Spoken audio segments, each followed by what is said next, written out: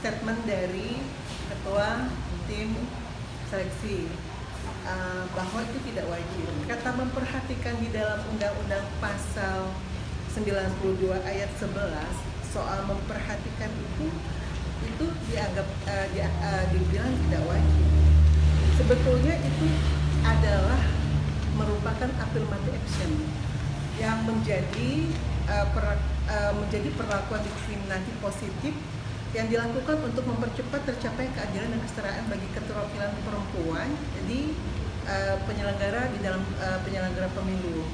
Kan sangat ironi kalau kemudian penyelenggara pemilunya tidak ada keterwakilan perempuan, sedangkan nanti mereka yang melakukan verifikasi kepada partai-partai politik, dan ketika partai politik susunan bacaleknya tidak memenuhi 30% kuota perempuan, mereka akan mengembalikan dan meminta kuota itu terpenuhi.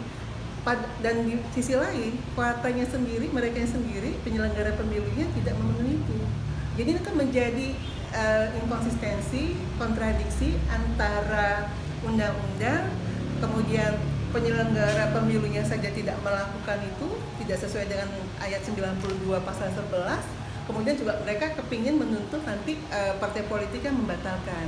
Nah, ini menjadi paradoks demokrasi, artinya ada kontradiksi antara undang-undang dengan implementasi di dalam penyelenggaraan pemilu oleh Bawaslu dalam tim seleksinya. Itu satu. Terus yang kedua yang mau saya sorotin yaitu bahwa keputusan ini kita harapkan selain bisa ditunda juga dibatalkan dan ada seleksi ulang di Bawaslu-nya, dan kami sudah mengirimkan itu. Itu saja mungkin. Seleksi ulang atau mengambil dari yang kemarin? Ya, seleksi ulang dari 12. Jadi kami berharap dari 6 ini bisa dibatalkan, bisa ditunda, kemudian diambil lagi dari yang 12, karena kalau dilihat dari latar belakangnya ya, ada 3 orang ini semuanya kapabel. Ada mantan anggota Bawaslu, kemudian juga ada mantan anggota komisioner KPU. Menurut saya ini kapabel gitu, dan memenuhi syarat untuk bisa duduk sebagai komisioner Bawaslu di periode yang akan datang.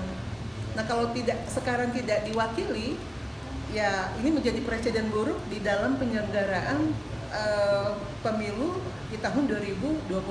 Kenapa? Ya, dari mulai tim seleksinya saja tidak berpihak kepada kepentingan perempuan, dan saya merasa bahwa mereka tidak memiliki perspektif perempuan. Kalau mereka memiliki perspektif perempuan, pasti mereka mengutamakan ada keterwakilan perempuan di dalam 6 orang ini gitu loh. Tapi ternyata tidak. Nah, ini sangat memprihatinkan kalau tim seleksinya aja tidak punya perspektif perempuan, ya, tidak memiliki perspektif perempuan, tidak memiliki keberpihakan terhadap kepentingan perempuan di bidang politik, di ranah politik. Bagaimana nanti penyelenggaraan pemilu di tahun 2024 gitu loh.